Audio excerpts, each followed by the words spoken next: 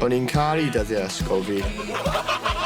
Oedd mam arfer dweud, like, school days, best days of your life. Dim byd i boeni amdano a just chwarae dwlu gyda ffrindiau. It's quite sad, really, but I'm eisiau tyfu lan, you know? Love being a child. Mae rhan fwyaf ohonon ni nawr allan yn y byd mawr ac yn trio tyfu fyny.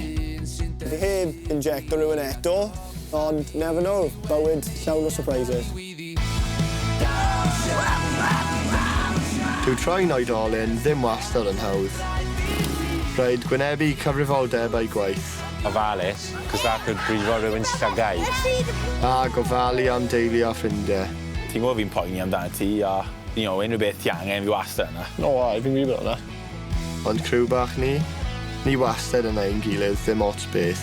Achos ni yw Bois y Rhondda.